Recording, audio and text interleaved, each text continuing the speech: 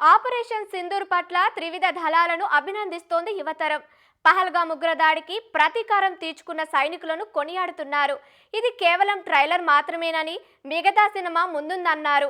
భారత్ వైపు చూడాలి అంటే భయపడే పరిస్థితి వస్తుందని హెచ్చరించారు. ఆపరేషన్ సింధూర్తో పాక్కు, దాని ప్రేరేపిత ఉగ్రవాదులకు గట్టి సందేశం వెళ్ళిందని అంటున్నారు హైదరాబాద్ యువత. పహల్గామ్ ఉగ్రదాడికి ప్రతీకారంగా పాకిస్తాన్లోని ఉగ్ర స్థావరాలపై భారత సైన్యం మెరుపు దాడి చేసింది. మొత్తంగా ఈ మెరుపు దాడిని అటు భారత ప్రజలు మొత్తం హర్షాతిరేకాలు వ్యక్తం చేస్తున్న పరిస్థితి. అంతేకాకుండా కుల మతాలకు అతీతంగా దీన్ని అయితే హర్షిస్తూ ఉన్నారు. పాకిస్తాన్ ఉగ్రవాద స్థావరాలపై భారత సైన్యం చేసినటువంటి ఈ మెరుపు దాడిని ఎట్లా ఫీల్ అవుతుందో తెలుసుకుందాం. ఏదైతే కేంద్ర ప్రభుత్వం ఆపరేషన్ సింధూర్ పేరుతో చేసినటువంటి సంబంధించి మీకు తెలిసిన వెంటనే ఎట్లా ఫీల్ అయ్యారు? जी, पहले हमारे आर्मी फोर्स और हमारे सेंट्रल गवर्नमेंट सबको मैं बधाई देना चाहती हूँ। जहाँ भी जितने भी देशवासी हैं उनको बधाई देना चाहती हूँ। ये तो अभी सिर्फ ट्रेलर है, अभी पिक्चर बाकी है।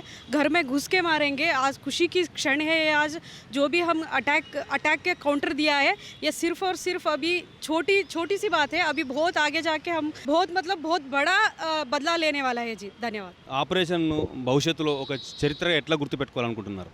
తప్పకుండా ఇప్పటికీ ఎవరైనా కూడా భారతదేశం వైపు చూడాలనుకుంటే కూడా భయపడే పరిస్థితి రావాలి. సో ఈ ఆపరేషన్ సింధూర్ అనేది కేవలం ఒక చిన్న మచ్చుకు మాత్రమే. ముందు వాళ్ళకి టెర్రరిస్టులు అనేవారు భారతదేశ పౌరుల వైపు, భారతదేశ వైపు చూడాలన్నా కూడా భయపడేటట్టు సమాధానం చెప్తాం. 10 రోజులుగా ఎంతో గంభీరమైన పరిస్థితి ఉన్నప్పటికీ మూడో కంటికి తెలియకుండా పాకిస్తాన్ ఉగ్రవాద స్థావరాలపైన దాడి జరిగింది. దీన్ని ఎట్లా చూస్తారు? ఎన్నో రోజులుగా కులాలకు, మతాలకు, ప్రాంతాలకు, పార్టీలకు అతీతంగా ఎదురు చూస్తూ ఉన్నాం.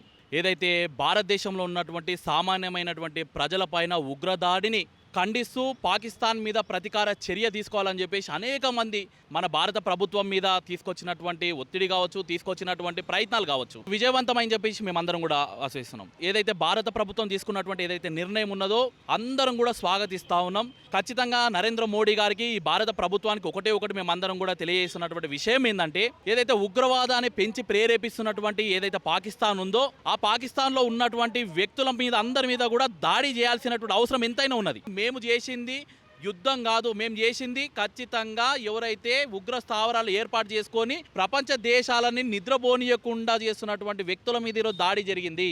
పాకిస్తాన్ నాయకుల కనుక ఇంగిత జ్ఞానం కనుక ఉన్నట్లయితే మీ పాకిస్తాన్లో ఉన్నటువంటి ఉగ్ర స్థావరాలు ఏర్పాటు చేసుకొని ప్రపంచ వినాశనాన్ని కోరుకుంటున్నటువంటి ఉగ్రవాదులందరినీ కూడా పట్టుకొని బహిర్గతంగా ఉరివేస్తే మీ యొక్క బార్డర్లకు వచ్చి ఎవడు కూడా యుద్ధం చేయడు, ఎవడు కూడా దాడి చేయడు. దీనికి ప్రతిచర్య ఉంటుంది. దీనికి మేము ఏదైనా చేసి చూపిస్తామని చెప్పేసి పాకిస్తాన్ కనుక ముందుకు వచ్చినట్లయితే అంతే స్థాయిలలో మా దగ్గర కూడా మిజైల్స్ ఉన్నాయి. 16 నిమిషాల పాటు మేము ప్లానింగ్ చేస్తే 9 స్థావరాలను నేలమట్టం చేసిన 100 మందిని మట్టు కల్పించినటువంటి సత్తా భారతదేశానికి ఉన్నది. భారతదేశం చేసినటువంటి పనికి ఇతర దేశాలు కూడా, ఈవెన్ పాకిస్తాన్కి మద్దతు పలికేటువంటి చైనా లాంటి దేశాలు కూడా నోరు మూసుకొని కూర్చుందంటే భారతదేశం యొక్క ఉనికి ఏ విధంగా ఉంది, భారతదేశం యొక్క చర్యలు ఏ విధంగా ఉన్నాయని చెప్పేసి మీరు ఆలోచించాలి. ఖచ్చితంగా భారతదేశం పైన, పౌరుల పైన కానీ, భారత భూభాగం పైన కానీ ఎక్కడన్నా దాడి జరిగినట్లయితే, అట్లాంటి ఆలోచన విధానం కనుక మీకు ఉన్నట్టయితే ఇప్పుడే వెంబడే మీరు మానుకోండి.